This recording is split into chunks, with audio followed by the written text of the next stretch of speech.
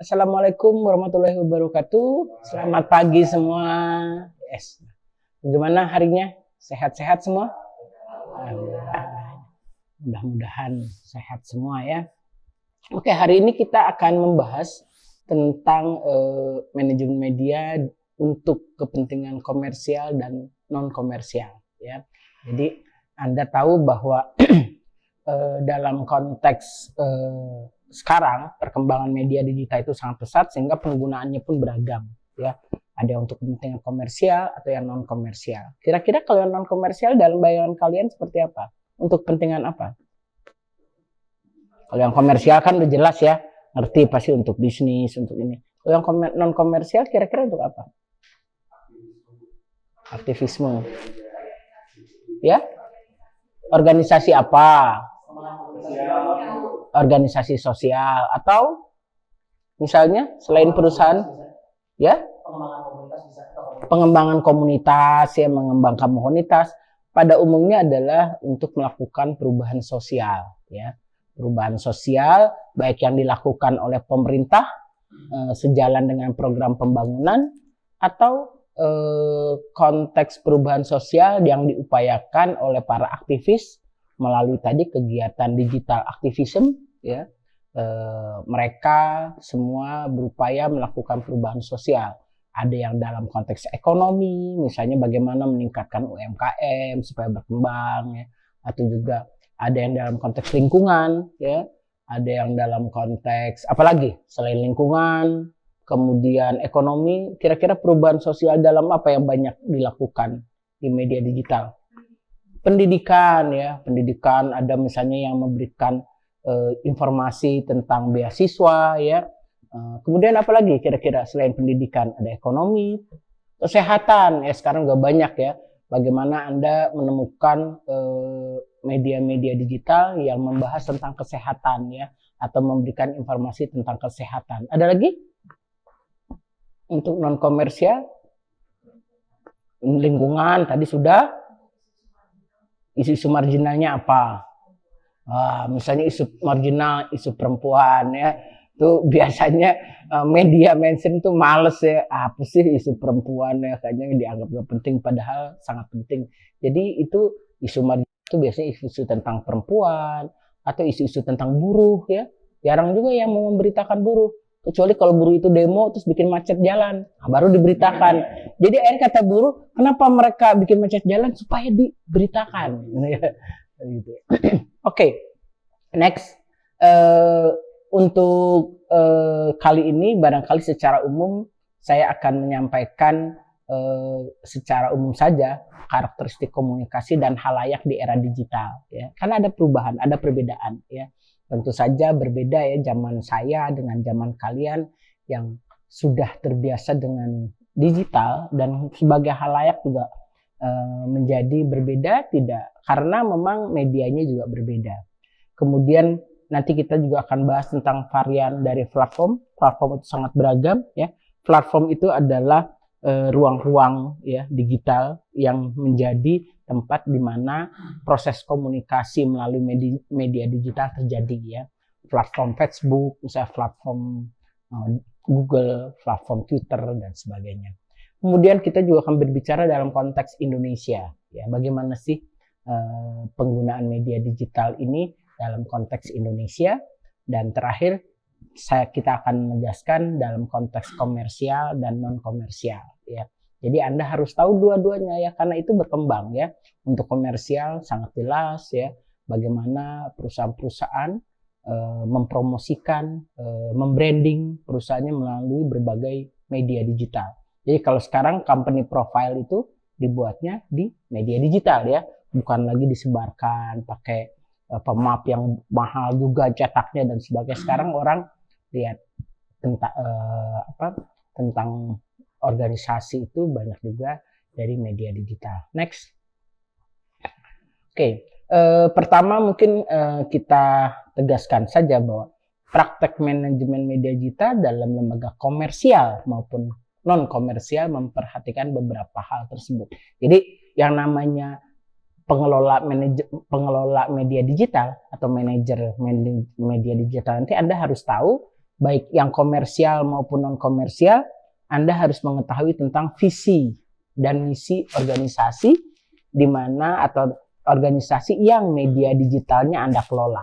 Ya, visi misi institusi ini apa? Ya, tentunya pengelolaan media digitalnya akan berbeda.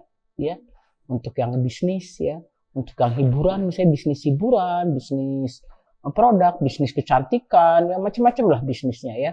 Atau untuk tadi, untuk yang sifatnya lembaga-lembaga yang non komersial, misalnya Anda mengelola media digitalnya government ya, pemerintah ya. Kemudian mungkin gambarnya beda-beda ya, yang dipilih ya, setting dan sebagainya akan berbeda. Atau media-media untuk aktivisme, untuk apa? Untuk organisasi-organisasi NGO ya, non government ya, tentu akan berbeda ya. Bagaimana visi misi dia dan juga akan berpengaruh kepada media digitalnya. Kemudian Anda juga harus mengetahui tujuan ya, tujuan dari organisasi tersebut. Apa sih tujuan dari organisasi tersebut? Supaya Anda tahu, oh ini tujuannya untuk membangun kesadaran, oh ini tujuannya untuk perubahan sosial, oh ini tujuannya untuk menjual produk. Anda harus tahu tujuannya apa sih lembaga ini, sehingga saya harus melakukan apa melalui media digital tersebut. Kemudian strategi komunikasi digitalnya seperti apa? Ya Anda harus tahu, ya, harus membuat strategi tentunya. Bagaimana strategi komunikasi digitalnya? Ya, artinya bahwa indikator-indikator yang harus dipenuhi dalam konteks komunikasinya apa? Misalnya, apakah strategi komunikasi dilihat dari beragam medianya, atau strategi komunikasi strategi komunikasi dilihat dari pesan-pesannya, ya, dan strategi komunikasi dilihat dari halayaknya, ya, karena akan berbeda. Halayaknya apakah anak muda, ibu-ibu, ya, misalnya, kan berbeda, ya. Misalnya nanti pemilu, ya, apakah halayaknya ini anak yang baru milih atau yang sudah milih berkali-kali sehingga kemudian bosen dan nggak mau ikut lagi, misalnya, ya. Mudah-mudahan jangan ya. Ini banyak tuh yang suka begitu, kecewa, ya, kecewa kan. Makanya saya bilang kalau jadi pendukung politikus jangan terlalu serius. Nanti kalau kecewa jadi sakit hati ya. Biasa saja lah. Didukung ya, kalau telah didukung bagus alhamdulillah. Kalau nggak bagus nggak apa-apa, nggak usah dipilih lagi, santai kan. Jadi nggak sakit hati. Kalau sampai wah berdarah-darah membela dukungan apa calonnya, begitu tampil begitu berkuasa nggak seperti yang diharapkan, langsung saya emang nggak mau ikut pemilu lagi lah, kecewa ya. Begitu nggak apa-apa kan, tetap negara ini butuh pimpinan, butuh presiden, ya pilih aja. Masalah nanti dia bagaimana ya kita doakan seperti yang kita harapkan. Kalau enggak ya nggak apa-apa, nggak usah dipilih lagi, cari calon presiden lain, atau lama-lama mungkin salah satu dari Anda jadi calon presidennya gitu. Ya kan, kalau kecewa terus, kalau kecewa produktif begitu. Kalau kecewa produktif, bagaimana caranya kita memunculkan sesuatu yang menurut kita seharusnya ya. Jadi itulah ya, nanti saya kalau nggak bilang nanti generasi muda nanti meper-meper lagi yang lain ya. Oke, yang penting adalah Anda tahu strategi komunikasinya. Strategi komunikasi basis media, basis halayaknya, atau basis kontennya ya. Tentunya akan berbeda-beda. Dan kemudian itu muncul dalam taktik ya, taktik yang bersifat spesifik dengan pengukurannya. Jadi kalau strategi itu masih global ya, masih level abstraknya masih tinggi, misalnya halayaknya generasi muda. Tapi generasi muda tuh yang mana? Kan banyak ya. Ada yang generasi muda yang usianya sekian, ada yang pendidikannya SMA, atau yang pendidikannya kuliahan, atau anak muda di desa atau di perkotaan. Nah ini kalau dalam taktik itu harus spesifik sekali ya. Jadi pengambilannya juga nanti juga penggunaan media ini juga spesifik. Kalau dalam strategi mungkin hanya menyebutkan penggunaannya adalah menggunakan media Twitter, Instagram dan TikTok misalnya, atau di website. Kalau dalam taktik harus dijelaskan bagaimana frekuensi penggunaannya, postingannya seperti apa, berapa banyak Anda memposting, berapa sering Anda mengupdate. Nah itu harus detail kalau dalam taktik ya. Jadi pertama Anda melihat misinya apa ya, mengapa mereka melakukan itu ya. Jadi kalau tadi kenapa sih mereka mau memberi kesadaran tentang lingkungan pada halayak, emang kenapa ya. Atau masyarakat, pemerintah, kenapa sih pemerintah harus memberikan informasi atau buah himbauan untuk membayar pajak? Kenapa sih? Apa pentingnya orang bayar pajak? Anda kan tahu Oh iya ya, kalau nggak bayar pajak kita nggak bisa membangun. Jadi Anda tahu kenapa organisasi tersebut atau bagaimana tujuan organisasi itu apa, ya. Ini juga sama tadi tujuan dan bagaimana mencapai tujuan itu. Bagaimana kalau yang misalnya medianya punya orang pajak atau institusi pajak, mungkin bagaimana supaya orang bayar pajak. Kan itu tujuannya kan. Bagaimana supaya orang bayar pajak, ya. Kalau yang tadi misalnya bagaimana supaya orang mau jadi memperhatikan, peduli kepada korban-korban kekerasan terhadap perempuan, peduli terhadap lingkungan, ya, nggak sembarangan buang sampah, nggak sembarangan pakai plastik, ya, nggak sembarangan pakai motor mobil yang menyebarkan membuat polusi lingkungan udara dan sebagainya, polusi udara atau polusi suara, wah pakai motor doang suaranya besar gitu, bikin orang bingung atau bikin orang sakit kepala malah. Dari sana tadi strategi. Nah, strateginya itu kalau kita pakai menggunakan media sosial, kira-kira kontribusinya bagaimana? Kontribusinya apa? Apa yang kita harapkan dari penggunaan media sosial itu?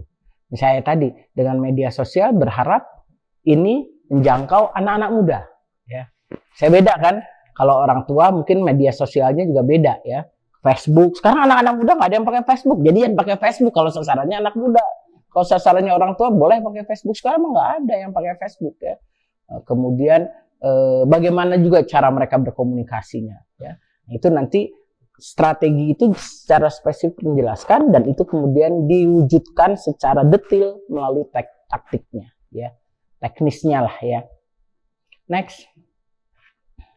Nah, kemudian kalau Anda bekerja untuk sebuah organisasi atau menjalankan kerja-kerja untuk organisasi, biasanya Anda harus melakukan analisis SWOT ya. Analisis SWOT atau PES di sini ya, untuk melihat faktor-faktor internal maupun eksternal terkait dengan penggunaan dan pengelolaan media digital. Jadi bukan untuk keseluruhan ya. Jadi misalnya Anda melakukan analisis SWOT, lihat strength-nya, kekuatannya apa? Kekuatan dari institusi Anda itu apa? Oh, dia punya website yang sudah cukup bagus ya. Misalnya, kelemahannya apa? Desain websitenya bagus, aplikasinya bagus, tapi ternyata kelemahannya nggak diupdate. Ya, nggak pernah diupdate-nya sebulan sekali ya, tergantung ya. Nah, itu kelemahannya ya.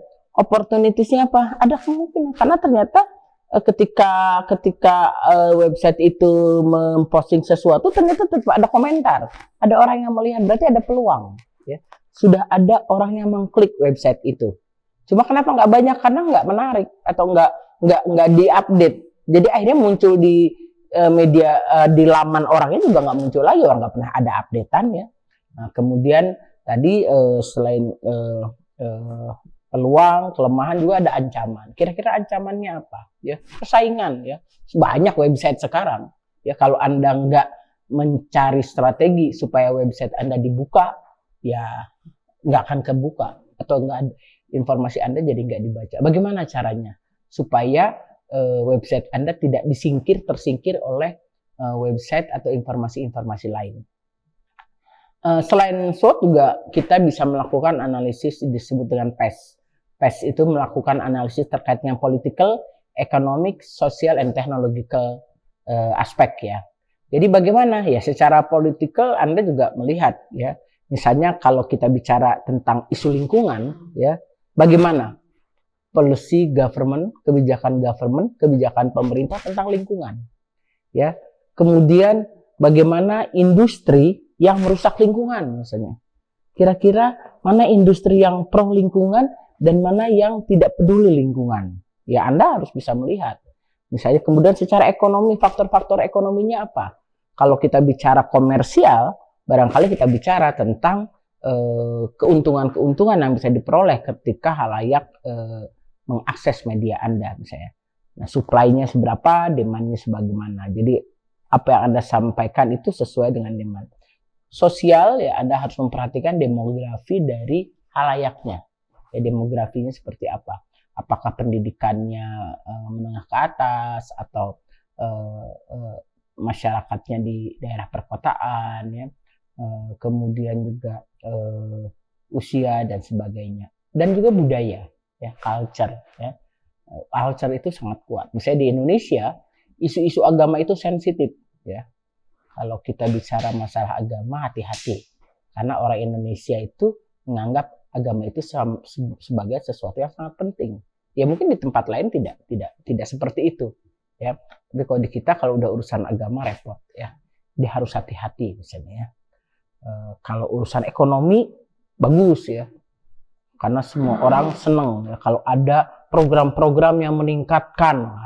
Bagaimana caranya meningkatkan penghasilan, pasti banyak dilihat itu lamannya ya. Meningkatkan penghasilan setiap hari misalnya, itu pasti akan banyak dicari, karena negara berkembang ini banyak orang yang masih mengembangkan dirinya, terutama dalam aspek ekonomi, termasuk juga dalam aspek pendidikan. Coba saja pendidikan, kalau ada beasiswa, rame ya.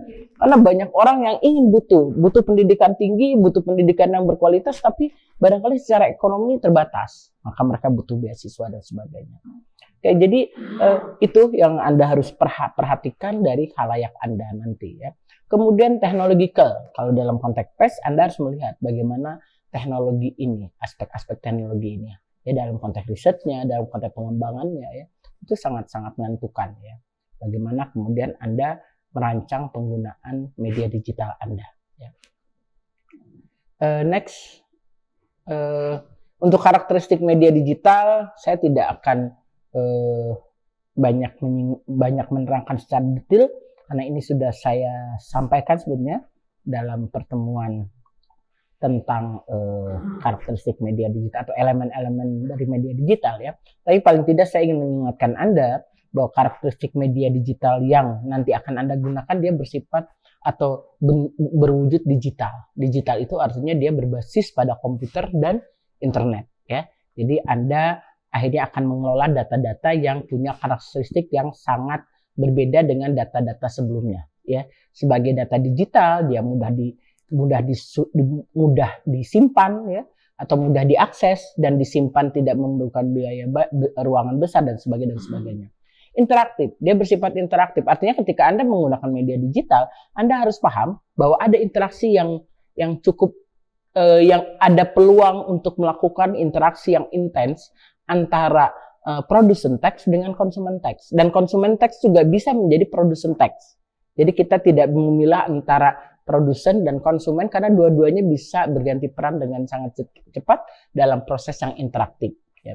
Kemudian network, berjaringan, hipertekstual dulu. Hipertekstual, mereka juga dalam konteks media digital Anda harus tahu bahwa di media digital Anda punya fungsi hipertekstual, di mana Anda bisa membuat data-data dengan menempatkan link-link sehingga data Anda tampaknya sederhana, tapi kalau mau mengelaborasi, orang bisa mengklik link yang Anda berikan sehingga orang dapat data yang lebih mendalam tentang konsep atau hal yang ada di situ ya. Misalnya ada tulisan di situ mahasiswa Unpad. Nah, Unpadnya Anda kasih link. Orang tahu Unpad itu apa sih? Nah, tanya. Jadi orang menjelaskan Unpad secara lebih detail. Itu hypertekstual. Networking, berjaringan ya, karena dia pakai internet, maka media digital memungkinkan Anda membangun jaringan yang tak terbatas sebetulnya, selama orang itu bisa mengakses internet ya. Jadi kalau tetangga Anda walaupun dia dekat, kalau nggak bisa akses internet, dia jadi tidak bisa akses. Makanya bukan kelompok marginal, orang-orang terasing di era digital itu ada orang-orang yang tidak punya akses internet ya. Nah itu orang-orang yang terasing ya. Teman Anda kalau nggak punya akses internet selama seminggu karena nggak punya kuota, selama seminggu dia terasing ya. Tidak bisa dikontak, tidak bisa mengakses apa-apa gitu ya. Nah itu jadi suku terasing itu ada suku yang tidak bisa mengakses internet. Itu untuk masyarakat yang sudah digital aja, sudah jadi masyarakat digital ya. Kemudian juga virtual tadi ya, bersifat virtual ya, semu ya, bahwa ruang-ruang virtual itu bukan ruang real ya. Ruang Zoom, ruang komunitas, ruang diskusi ya. Di ini udah bukan sesuatu yang real lagi. Next. Kemudian kita juga akan bicara atau perlu mengetahui beberapa platform ya. Platform yang banyak digunakan, misalnya email, jelas ya. Anda pasti bagaimana Anda mengelola email organisasi ya, kemudian search engine ya, mesin pencari ya, kemudian ada digital age ya, iklan-iklan digital yang amat sangat mengganggu kalau buat saya ya. Saya sampai bingung kalau ini. Kata hasil sebuah riset katanya sebetulnya media online berita sama media judi online sama Bu, iklannya sama banyak begitu ya. Waduh, itu namanya pop ads ya. Jadi mungkin harus yang merancang iklan harus dipikirkan bagaimana caranya supaya iklan itu tidak sama dengan media-media yang sebetulnya bukan. Artinya kalau media Anda lebih elegan, lebih ini ya, jangan iklannya sampai bikin pening orang gitu ya. Ini mau memberikan informasi kok kebanyakan iklannya misalnya. Sosial media ini banyak sekali ya. Anda harus tahu bahwa media sosial itu penggunaannya di Indonesia sangat tinggi ya. Sehingga kalau kita bicara penggunaan yang tinggi berarti kita bicara tentang akses ke halayak yang sangat tinggi. Artinya apapun yang Anda akan sebarluaskan tentunya akan mendapat atau akan menerpa sebagian besar halayak ya. Selanjutnya adalah instant messaging ya. Banyak sekali aplikasi-aplikasi pesan yang bisa Anda gunakan, kemudian juga GPS ya. Next ya. Selanjutnya kita juga perlu mengetahui tadi yang saya katakan halayak aktif ya. Jadi Anda sebagai pengelola media digital harus paham bahwa halayak Anda itu aktif ya. Sebagai orang yang aktif maka dia akan lebih banyak diterpa oleh informasi dari berbagai platform. Karena kalau orang aktif kan Instagram punya, TikTok punya, Twitter punya, Facebook juga masih punya mungkin ya zaman dulu ya. Tapi kalau Anda mah udah enggak ya, zaman saya ya. Misalnya Instagram, TikTok, Twitter, apalagi saya malah mungkin yang apa sekarang Telegram misalnya ya, yang seperti banyak lah ya, karena aktif menggunakan juga ya, dan sehingga Anda bayangkan kalau orangnya aktif pasti informasi yang menerpa dia banyak banget ya. Nah tapi kemudian dia juga aktif mencari ya, orang tuh gampang cari apa-apa ke internet ya, Google tuh makanya sekarang kaya raya karena semua Google ya. Pokoknya kalau kata orang yang peneliti Google, saya punya teman di Perancis, dia kerjaannya meneliti Google. Dia bilang segala sesuatu yang tidak ada di Google seolah-olah tidak ada di dunia ini. Wah, iya juga ya. Jadi kalau kita cari kampung kita yang belum ada di Google berarti dianggap tidak ada ya. Jadi kalau Anda punya kampung yang kalau dicek di Google belum ada, buru-buru tulis kampung saya ya. Biar ada. Jadi kalau orang nge-search ada. Sekarang kan begitu katanya. Kalau Palestina dihapus oleh Israel, masukkan saja Palestina gitu, supaya Palestina eksis. Karena ada juga ya, karena Google itu mungkin juga di belakangnya banyak orang. Jadi kita nggak tahu juga aksesnya kalau sampai ada yang mengatakan bahwa tidak ada kata Palestina. Itu tulis saja ke Palestina, jadi ada gitu ya. Jadi kalau yang kampungnya belum ada, mah nggak ditulis saja. Oh, saya mencari kampung saya susah sini. Pakai Google Apps nggak keluar gitu ya. Makanya Anda harus lapor ke Google. Ini kampung saya gitu ya. Jadi bukan hanya aktif mencari, memproduksi juga ya. Tadi memproduksi konten. Saya jujur saja kalau Anda klik Google Gojek atau apa ya, keluar tuh Kawaluyan Regensi A14 Tante Eni, belakangnya begitu. Teman saya pada ketawa. Wah Bu, kata Bu Sapa, ini saya mau cari, pas lihat Tante Eni, bener ini rumah Ibu Eni. Jadi waktu itu saya bilang ke ponakan saya, Dis ini gimana ya? Kalau cari mau bikin Kawaluyan Regensi A14 kok nggak ada, udah sama dia dibikin. Saya nggak tahu cara bikinnya gimana. Enak katanya mungkin didaftarkan ke Google atau apa, jadi ada semua. Jadi di platform di aplikasi-aplikasi itu yang online itu keluarnya Kawaluyan Regensi A14 Tante Eni. Jadi memproduksi bagus juga. Saya bilang, wah hebat juga ya kita bisa memproduksi konten yang kemudian setiap orang mengakses akan keluar gitu ya. Jadi walaupun repot, yang repot apa kalau kurir yang males, dia kasih padahal salah. Karena dia bilang buat Ibu Eni, jadi orang yang di rumah pikir bener buat Ibu Eni, padahal dia lihat Ibu Eni itu dari Kawaluyan Regensi Tante Eni itu.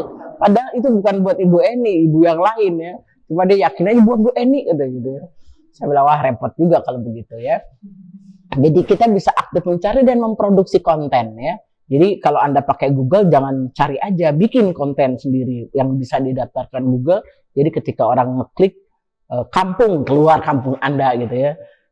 Macam-macam. Jadi halayak jadi partisipatif. Partisipatif itu apa artinya? Dia eh, eh, sering atau terlibat, banyak berpartisipasi. Ya, kalau Anda banyak berpartisipasi, Anda bersifat partisipatif. Ikut sini, ikut sana gitu ya, macam-macam ya. Coba saja Anda, grup WA-nya berapa?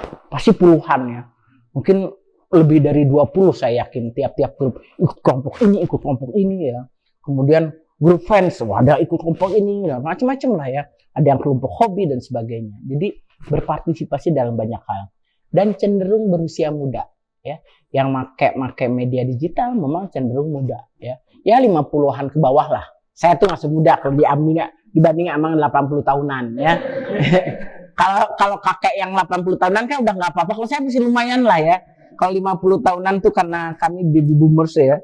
Jadi masih nemu internetnya nggak baru-baru ya. Saya ketemu internet mungkin sekitar tahun 95 ya. 95 kan kalian belum lahir ya. Nah, saya ngalamin tuh ketika Indonesia baru dapat internet dan saya langganan dan mahal ya.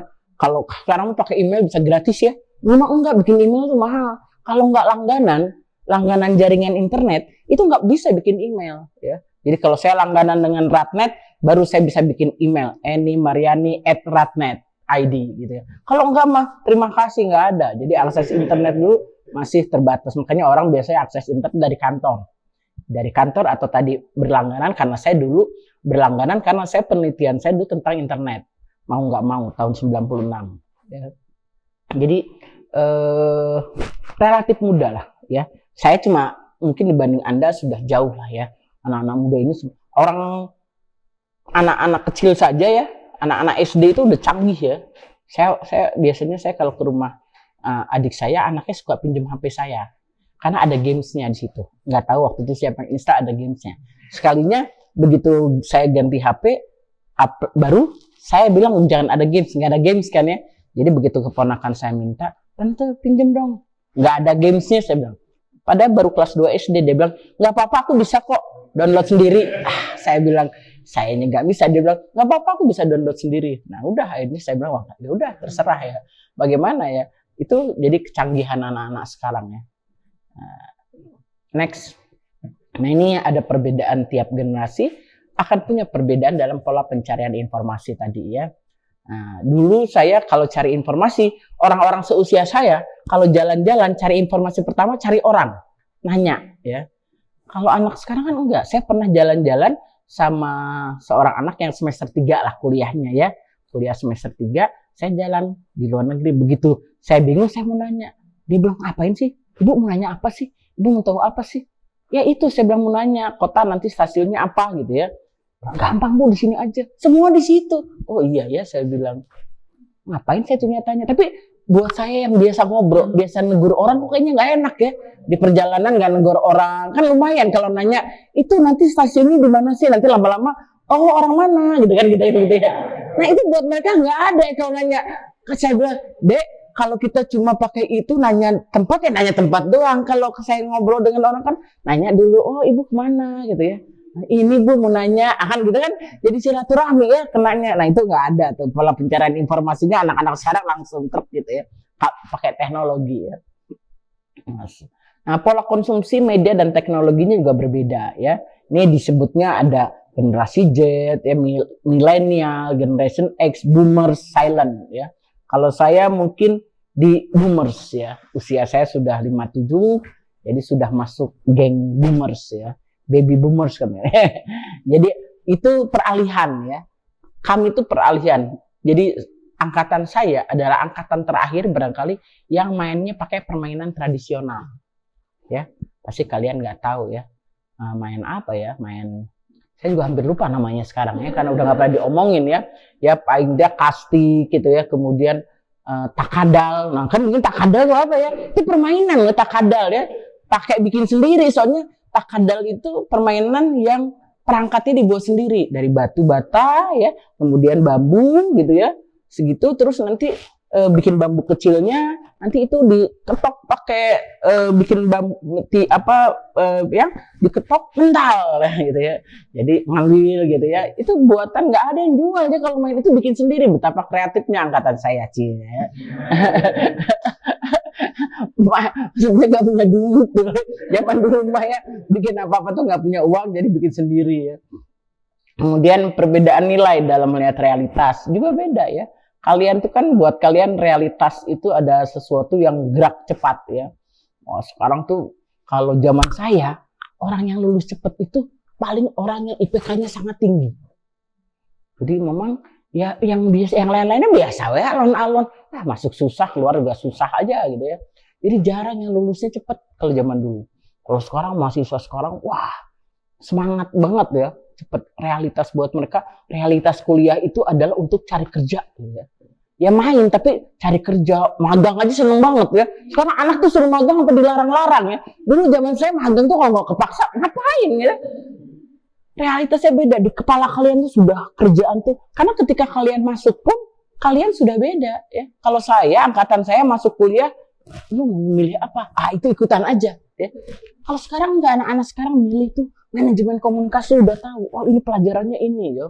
Ini mengambil misalnya TV film, apa ini. Jadi mereka udah sangat tahu, kalian sudah sangat tahu. Jadi tentu saja kalian pengen cepet-cepet selesai, karena udah kebayang pengen ngapain. Kalau angkatan saya nggak tahu mau ngapain kadang-kadang ya. Jadi realitasnya sudah beda. Kalau angkatan saya mungkin mengalir aja ya, nantilah kalau udah selesai baru ngelamar, baru nyari. Kalau sekalian nggak ada, sudah beda ya. Jadi buat kalian, kalau kata salah satu penelitian dan Scott ya dia bicara tentang dalam bukunya Grow Up Digital, dia bilang buat anak-anak sekarang ini yang generasi internet ini, cepat itu normal. Kalau buat saya kan cepat itu nggak normal ya. Cepat itu melebihi dari standar. Yang standar itu yang normal kan gitu.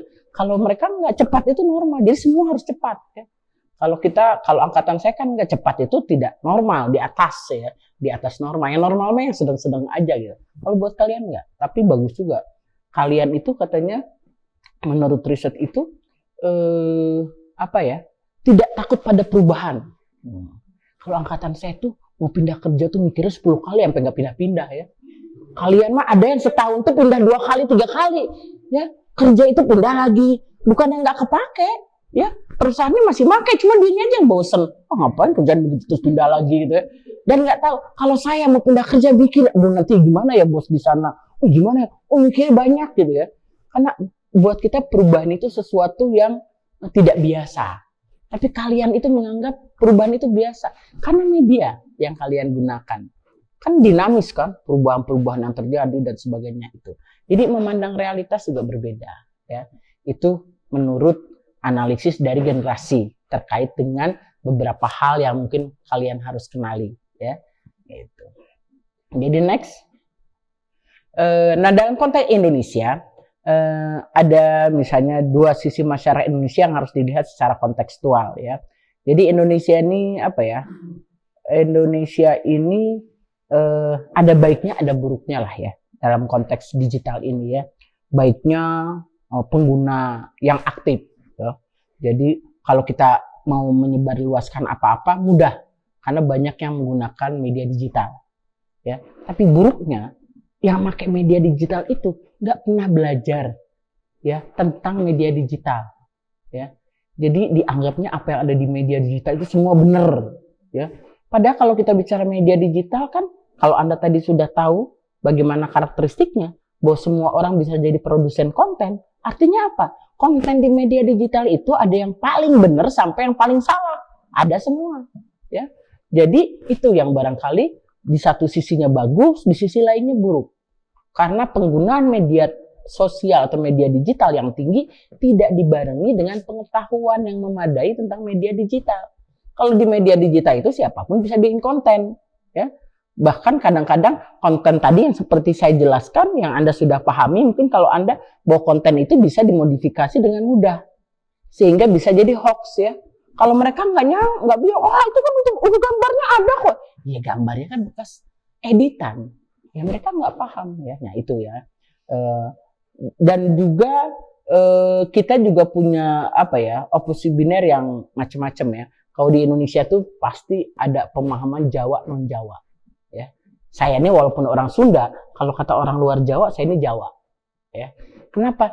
Jawa itu salah suatu wujud dari pemerintahan pusat, ya, wujud dari kemajuan, ya. Segala kemajuan adanya di Jawa. Pusat pemerintahan ada di Jawa. Bisnis, pendidikan yang bagus adanya di Jawa. Jadi Jawa dengan luar Jawa akan beda, ya. Jadi Anda juga jangan membayangkan akses internet di Jawa dan luar Jawa sama, ya. Teman-teman atau saudara-saudara kita di luar Jawa itu nggak semudah kita, ya. Ketemu kafe pakai internet di mana-mana berantakan, ya. Internet juga pulsanya mah gampang, nggak semudah itu di luar, ya. Jadi bahkan ada teman kalian tuh waktu itu saya ingat di Padang, dia sampai waktu skripsi dia tuh di Padang dan numpang di kantor Telkom. Wah, nggak kira-kira ya, kalau di kantor Telkom kalau aksesnya nggak bagus nggak mungkin, ya. Itu anak pinter juga, ya. Nah, soalnya di daerah saya kampungnya itu 2 jam dari Padang itu akses internetnya naik turun, nggak stabil. Jadi bagaimana kalau dia lagi skrip itu zaman COVID, ya. Jadi tapi itu cerdas, ya, numpang ke kantor Telkom. Nah, aksesnya itu kan akses yang paling tinggi kalau di luar. Kalau di Indonesia kan enggak. Kita punya, nggak usah di kantor Telkom, kalau kita punya langganan kan, kalau yang pakai cuma sendiri pasti kan bagus, ya. Aksesnya nggak terlalu banyak dan banyaklah tempat-tempat. Nggak usah ke kantor Telkom, ya. Di Unpad juga aksesnya udah bagus nih. Ya. Jadi Jawa kelas ekonomi, dan salah juga kalau kita bicara teknologi, kelas ekonomi mempengaruhi, ya. Jadi sebetulnya akses internet tidak semua tidak semua mudah mendapatkannya. Bahkan mungkin karena butuh biaya untuk mengakses internet di Indonesia, ya. Masih sedikit publik akses untuk internetnya, ya. Mungkin nanti mudah-mudahan seperti di luar negeri, misalnya tiap-tiap ada halte bis itu ada akses internet gratis. Jadi kalau kalian nggak punya kuota, nangkring aja di situ di halte, ya. Nanti disangka orang nunggu bis kok nggak naik-naik gitu, ya. Padahal lagi akses internet gitu, ya. Nah itu, ya. Jadi kelas ekonomi menentukan, ya. Di Indonesia ini jelas. Di Indonesia ini di kita ini orang yang kaya, ya, yang kaya itu bisa jadi mungkin kekayaannya sih nggak melebihi orang kaya di luar negeri, tapi pamernya yang luar biasa, ya. Jadi kelihatan banget kayanya, ya. Jadi di kita itu yang miskinnya kelihatan banget miskinnya, bukan karena pamer, emang udah nggak bisa apa-apa, ya. Udah kelihatan miskinnya, ya. Jadi antara kelas ekonomi dan sebagainya itu juga kita harus pikirkan, ya. Jadi perbedaan kelas, ya. Bahwa mungkin di Jakarta sih sama-sama di Jakarta, tapi yang satu mungkin tadi saya bilang dia tinggal di Jakarta tapi jadi masyarakat terasing. Ketika mereka nggak punya HP sama sekali, ya, itu kan jadi terasing. Mereka nggak bisa akses informasi seperti yang bisa diakses oleh teman-temannya ini. Kemudian tidak semua platform dapat digunakan secara efektif untuk menjangkau khalayak yang berbeda konteks. Oleh karena itu, setiap platform tidak bisa menjangkau semua khalayak, ya. Tergantung, ya. Platformnya seperti apa, aplikasinya gampang di-download atau tidak, ya, berbayar atau tidak dan sebagainya, itu akan berpengaruh, ya. Jadi jangan sampai nanti bikin aplikasi canggih-canggih, ya, ternyata nggak bisa diakses karena terlalu berat, terlalu membutuhkan memori yang besar. Jadi Anda harus memikirkan itu ketika Anda membuat konten dan sebagainya. Ini kira-kira konten saya kalau diakses orang ngabisin kuota dia nggak? Kalau ngabisin kuota baru diakses, banyak amat, nggak jadi diaksesnya, ya. Jadi karena itu, jadi harus tahu. Itu kalau halayak yang dikejarnya adalah misalnya yang ekonominya di bawah. Kalau anak-anak muda bagaimana? Beda lagi kontennya, ya, seperti apa, ya. Mungkin harus ada lagu. Kalau anak-anak sekarang kan gitu, ya. Kalau nggak ada lagunya kayaknya konten tuh nggak menarik gitu, ya. Nah itu juga misalnya. Ini kemudian next. Oke. Kalau kita bicara media digital untuk kepentingan komersial dan komersial, maka kita bisa lihat paling tidak untuk komersial dia digunakan untuk komunikasi pemasaran digital, ya, digital marketing communication, ya. Jadi bagaimana komunikasi pemasaran dilakukan melalui beragam media digital, ya. Kenapa? Ya iyalah, wong pasarnya juga menggunakan media digital, kenapa tidak, ya? Apalagi anak muda. Jangan-jangan mereka, kalaupun kita pasang billboard di pinggir jalan, nggak pernah lihat, ya. Kenapa pada begini semua ke HP, ya?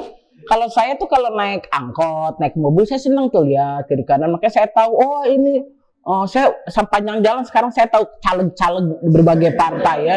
Saya tahu anaknya Hatta Rajasa gitu, ya. karena namanya ada jasanya, kayaknya sih anak Rahel. Jadi saya tahu tuh ya, karena saya sering lihat, saya nggak bisa. Kalau anak-anak muda sekarang dari ujung ke ujung nggak tahu ya, kelihatan HP-nya aja ya. Ini kalau ada orang kecopetan juga, kalau dia nggak kecopetan nggak akan peduli ya. Jadi digital marketing itu sangat penting karena sekarang makin banyak generasi yang sudah generasi internet ya. Generasi yang tidak internet atau seperti saya separuh internet ya, separuh akhir internet itu sudah mulai menipis, sudah nggak jadi produk lagi, udah nggak jadi target pasar lagi ya. Wah, kalau Ibu Eni mah mau beli aja mikir-mikirnya banyak gitu ya. Ini udah nggak tertarik gitu ya. Ini udah nggak produktif buat pasar ya. Yang produktif itu kan ke sini. Dan itu semua adalah generasi internet. Ya akhirnya komunikasi pemasaran mau nggak mau penting sekali menggunakan media digital. Untuk apa? Menjangkau generasi internet ini. Ya. Kemudian manajemen hubungan pelanggan. Yang namanya pelanggan itu harus dijaga juga ya.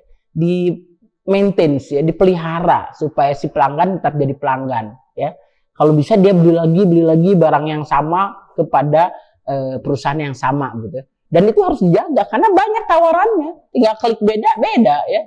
Perusahaan yang nawarin banyak kok lewat internet ya.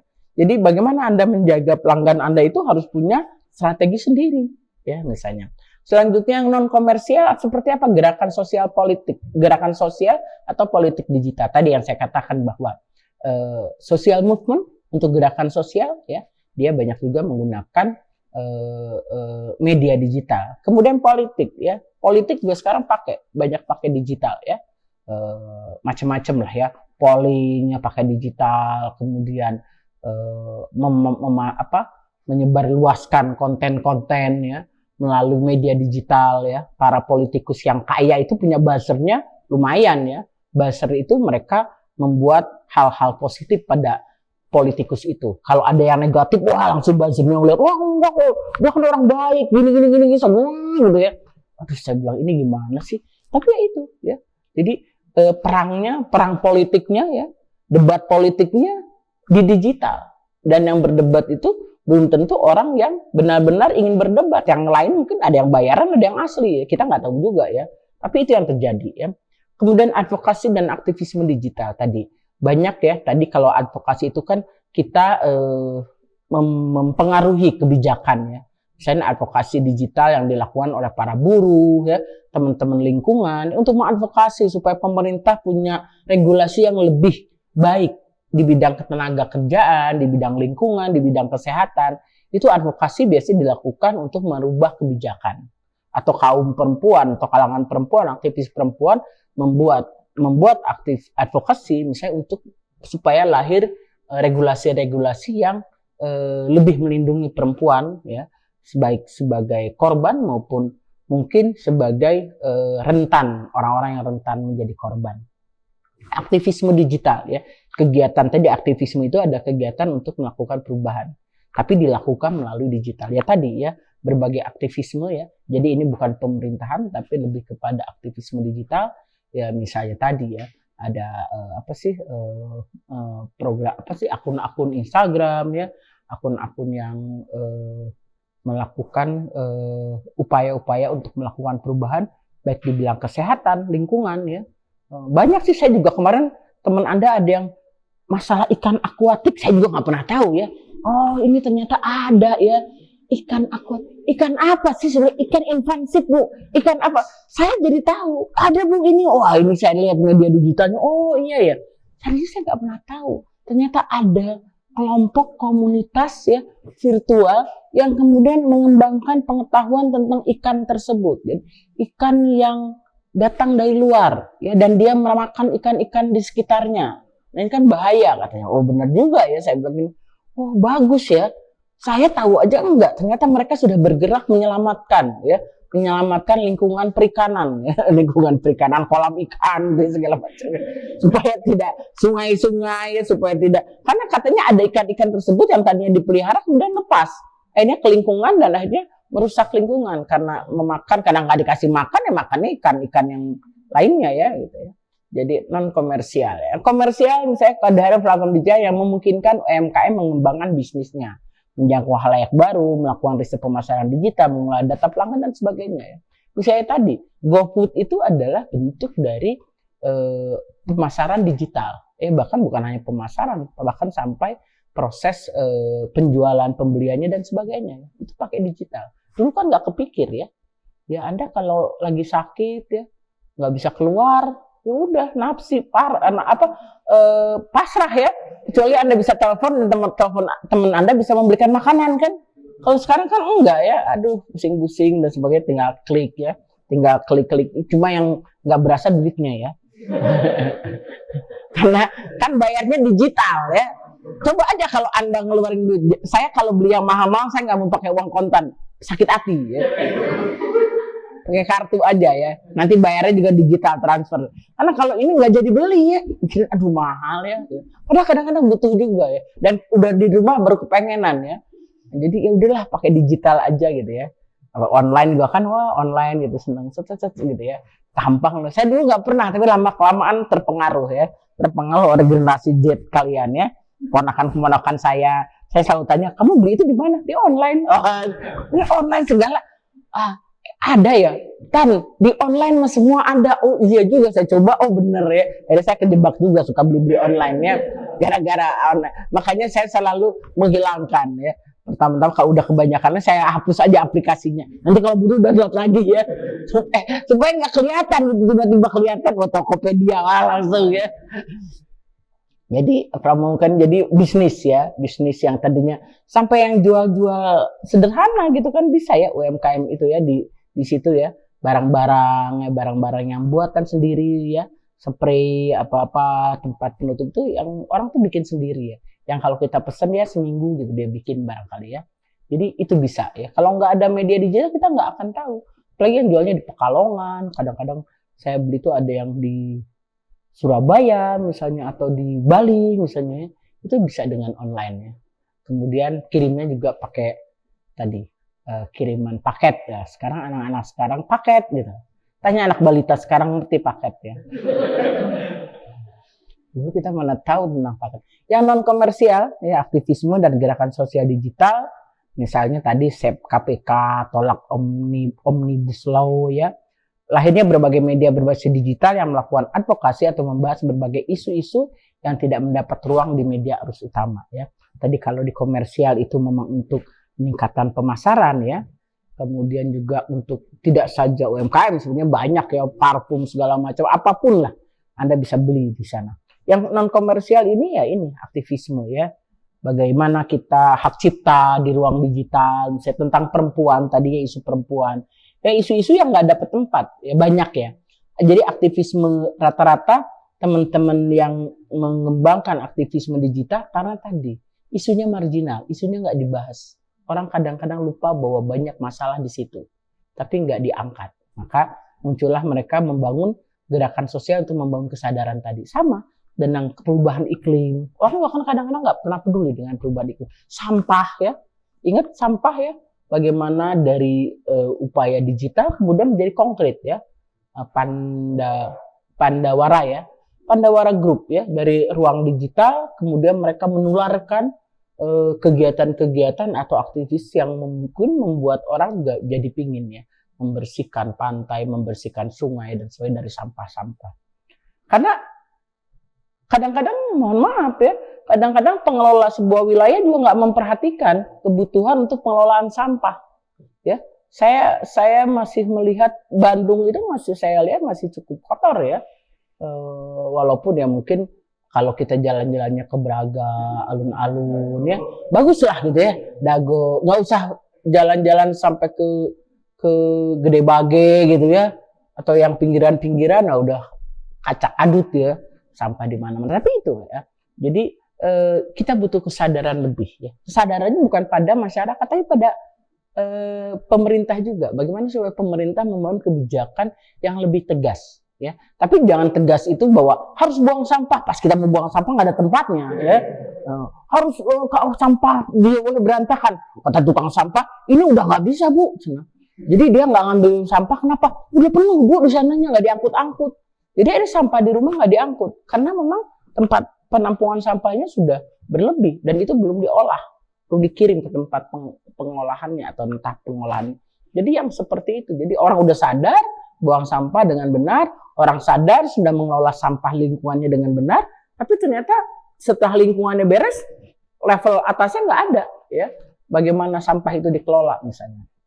Jadi itu yang dibutuhkan teman-teman untuk terus melakukan aktivisme digital. Saya belum melihat tuh ya bagaimana di Bandung misalnya ya yang aktivisme yang benar-benar mengingatkan pemerintah daerah untuk bikin Bandung lebih cantik ya. Malu lah Paris Van Java kok banyak sampah misalnya ya. Di Parisnya nggak ada sampah soalnya ya. Pengelolaan teknologi media, next. Pengelolaan teknologi media digital idealnya itu berfokus pada halayak atau konsumen dan konteksnya. Tidak hanya berfokus pada inovasi teknologi. Jadi teknologi itu biar gimana alat. Ketika Anda sudah punya teknologi media digital, maka Anda harus betul-betul fokus bagaimana konteks dan halayaknya. Konteks itu kontennya, ya, kemudian juga tujuan dan sebagainya, kontennya, mungkin culture-nya dan sebagainya, tapi dan halayaknya, ya, yang Anda harus perhatikan. Karena percuma nanti Anda pakai Instagram banyak-banyak, ternyata nggak ada yang lihat, ya, karena pesannya tidak menarik halayak yang Anda tuju. Ya, ini jadi penting ya. Jadi bukan inovasi teknologinya ditambah, mungkin ini tambah lagi teknologi, banyak sekali media sosial yang digunakan, tapi nggak ada yang signifikan hasilnya. Mungkin Anda bisa mengelola 1-2 media digital, tapi Anda betul-betul fokus pada isu apa yang akan diangkat dan halayak mana yang disasar. Ya. Kemudian nggak paham konteksnya. Konteksnya itu kapan posting dan sebagainya juga ya, termasuk budaya atau Anda memahami ritual komunikasi halayak Anda atau lingkungan Anda. Ini misalkan di campaign ide, gimana kita bilang Facebook, YouTube, wah, semua dipakai. Terus dia bilang, what are we going to do in all those channels? Ya? Untuk apa kita pakai semua itu ya? Jadi Anda nggak usah pakai semuanya, tapi ngerti nggak dipakainya untuk apa dan pada siapa? Ya, next. Jadi ada tantangan dalam perkembangan teknologi digital ini ya. Jadi tantangannya adalah kenapa pengelola lembaga komersial maupun non komersial harus terus beradaptasi dan melakukan restrukturisasi strategi komunikasi. Misalnya dengan membentuk tim khusus yang menangani komunikasi digital.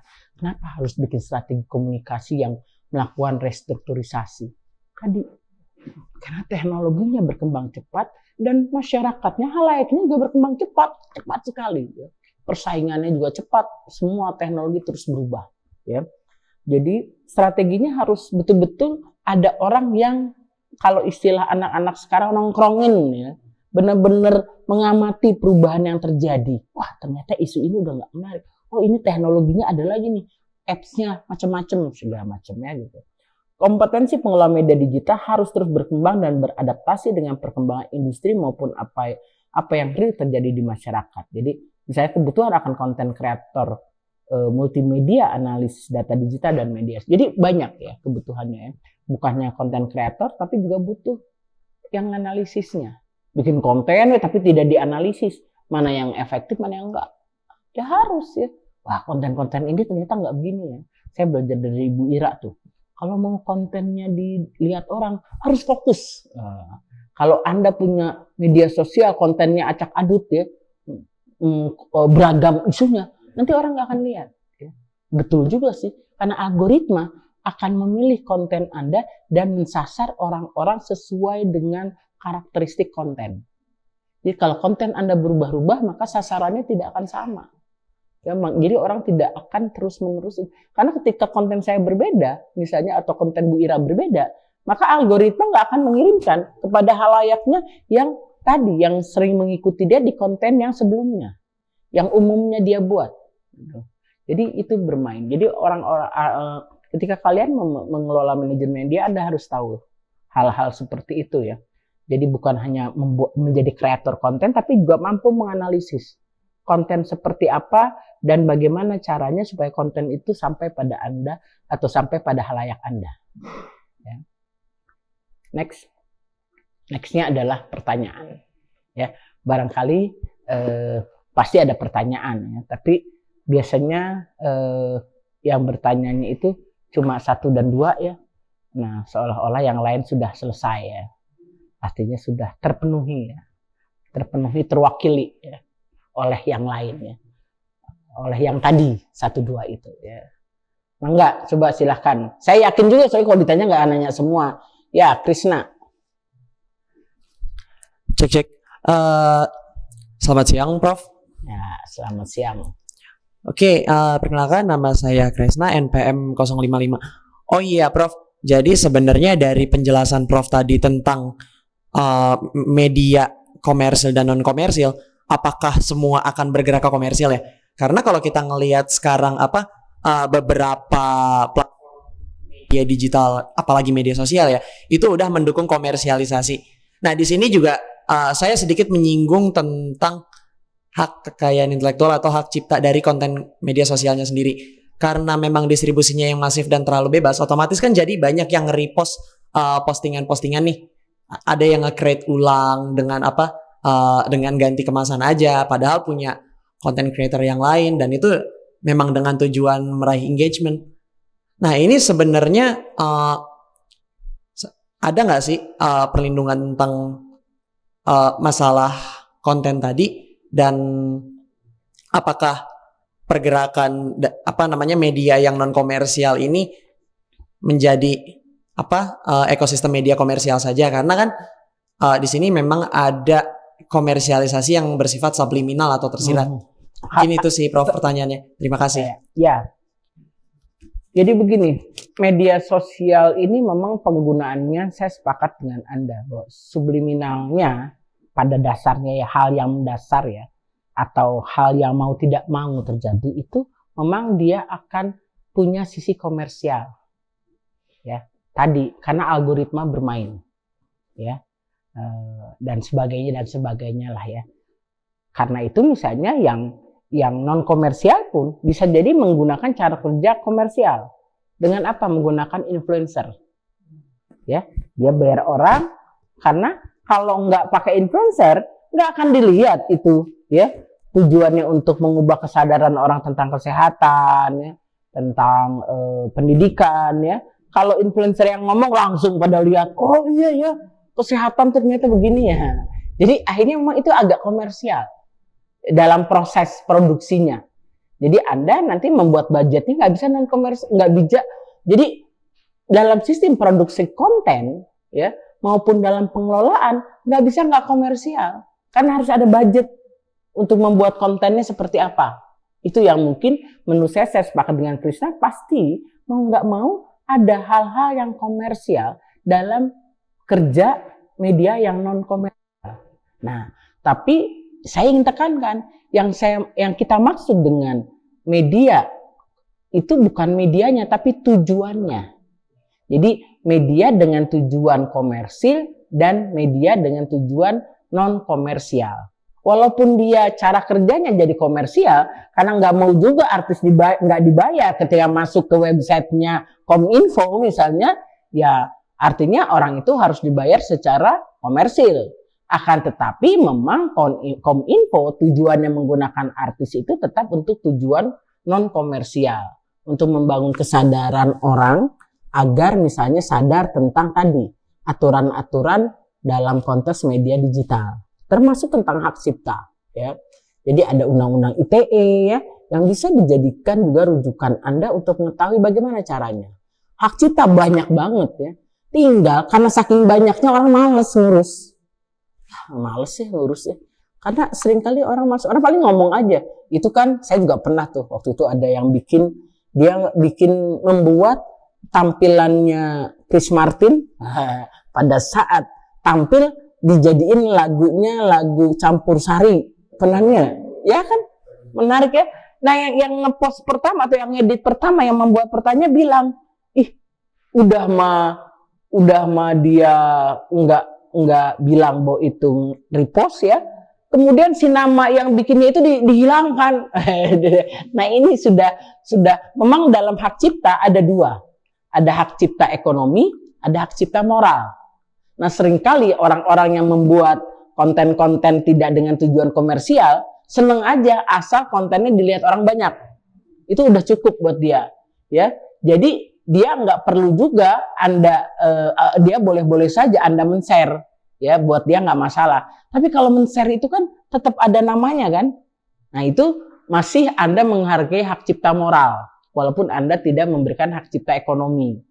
Tapi kalau sampai itu dicoret, itu kebangetan, ya. Jadi hak cipta moralnya saja sudah tidak dipertimbangkan. Kalau menurut saya berkaitan dengan hak cipta bisa saja. Cuma orang tuh males menuntutnya kadang-kadang kalau udah hal-hal sepele. Karena bisa jadi kebanyakan banget kejadiannya. Tapi tentu saja kalau memang orang itu merasa banyak sekali dirugikan bisa terjadi. Ya. Karena itu di media digital itu harus hati-hati. Media digital itu memang menawarkan kebebasan. Tapi Anda nggak sepenuhnya bebas. Ya. Anda juga terikat pada hak orang lain ya dan kewajiban Anda ya tadi ya. Jadi kan itu kan walaupun dengan bahasa yang sederhana tapi dia juga sudah memberikan sanksi sosial dengan mengatakan itu diambil ternyata itunya dihapus gitu ya. Orang kan kita tahu oh nih orang nggak bagus gitu ya. Kita kan itu rekam jejak digital loh. Kalau saya jadi temennya yang mengupload saya bilang gini, kok kenapa dihapus kayak kamu yang bikin aja gitu kan seperti itu ya. Jadi sometimes kita akhirnya mengembalikan kepada halayak ya untuk itu. Tapi ya kalau ada yang tersinggung seperti Luhut ya, dibilang Lord kan marah, akhirnya kan kena hukuman ya. Ya itu fakta ya. Anda harus hati-hati ya. Jadi jangan sampai kalau membuat, maksud saya Anda boleh mengkritik tapi harus cerdas gitu ya. Supaya nggak terjebak gitu ya, terjerat lah maksudnya. Tapi Anda kritik sosial penting. Tapi bagaimana supaya kritik sosial Anda itu tidak menjadikan Anda kemudian justru mendapat hukuman. Karena Anda tadi masuk ke ranah-ranah yang pencemaran nama baik lah, apalah dan sebagainya. Harus hati-hati, harus pintar-pintar. Kalau menurut saya, bukan hanya hati-hati tapi harus pintar dan tahu aturan.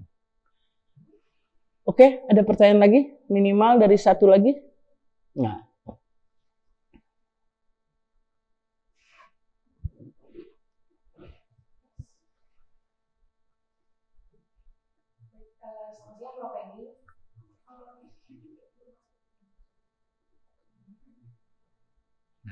Tes.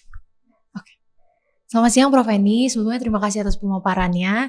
Nama saya Jessica dengan NPM 071. Mohon izin bertanya, bagaimana sih perbedaan strategi komunikasi digital pada konteks komersial yang berorientasi pada profit dengan konteks non-komersial yang berorientasi pada diseminasi ideologi untuk menghasilkan perubahan sosial. Kira-kira apa saja aspek-aspek yang perlu ditekankan untuk membuat strategi komunikasinya menjadi efektif sekaligus etis juga. Okay. Terima kasih. Ya, kalau sebetulnya kalau dalam konteks strategi komunikasi, kan kalau kita bicara komunikasi adalah bicara bagaimana kita mempersuasi orang. Ya. Jadi cuma yang satu mempersuasinya untuk membeli barang, yang satu mempersuasinya untuk hidup lebih baik misalnya. Sama, jadi secara strategi komunikasi sama. Anda harus kenal halayaknya dan sebagainya. Tidak ada yang berbeda. Tujuannya yang kemudian berbeda. Yang komersial untuk ini, yang tadi saya bilang, yang non komersial juga bisa jadi pakai influencer. Ya, sama saja dengan yang komersial. Jadi dalam konteks strategi komunikasinya sama, tapi memang di ujungnya mereka melakukan sesuatu untuk suatu perubahan.